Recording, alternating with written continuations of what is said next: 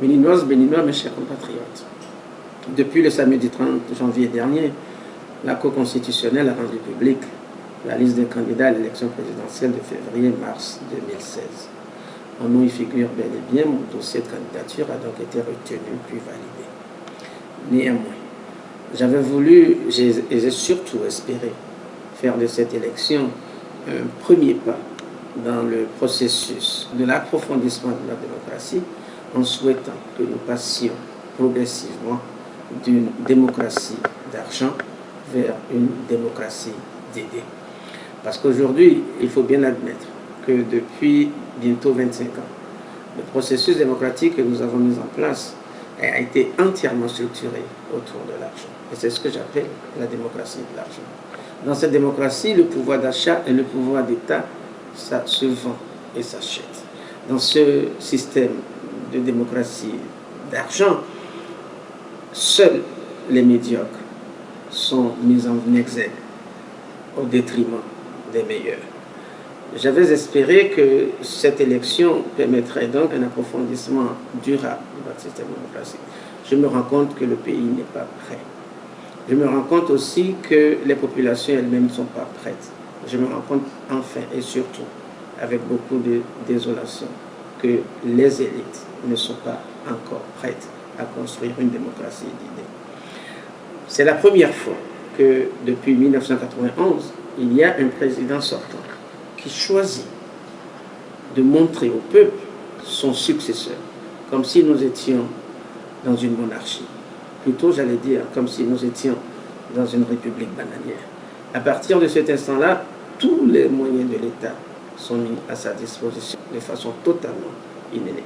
Par ailleurs, nous avons eu, pour la première fois là aussi, près de 36 candidatures.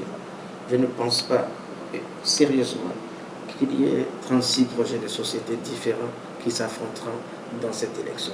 Et enfin, je pense que le fait pour nous d'avoir laissé aller le système à la dérive fait qu'aujourd'hui, les candidats ont donné une nouvelle assurance, un nouvel espoir aux populations en se réunissant dans une coalition dite coalition de la rupture. Dès cet instant-là, la pléthore de candidatures ne se justifie plus. Et c'est pour cela que j'ai choisi de me retirer de la course. Je me retirerai de cette course non pas pour rester totalement inactif et passif. Au contraire, je me donne quelques jours pour réfléchir, pour m'associer, pour unir mes forces à celui que j'estimerai le mieux à même de mettre un terme à la pérennisation du système sortant.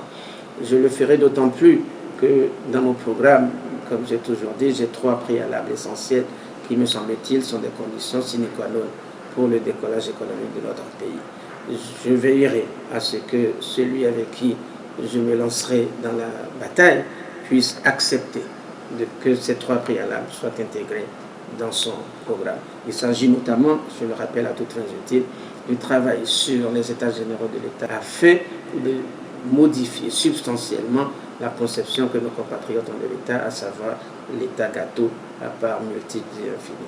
Je travaillerai également sur le deuxième point, sur la culture démocratique que nous avons développée et qui, à mon sens, n'est pas la bonne. Ce n'est pas une démocratie d'argent qu'il nous faut une démocratie d'idées et nous avons les ressources humaines pour y arriver. Et puis enfin, il faudrait que nous travaillions à beaucoup plus de confiance mutuelle entre nous, faute de quoi, quels que soient les efforts que nous ferons, nous n'avancerons pas. Donc, lorsque j'aurai rencontré le candidat qui acceptera d'intégrer tous ces 3 préoccupations majeures qui sont les miennes, à ce moment-là, je reviendrai vers vous dans quelques jours pour annoncer le choix qui sera le mien.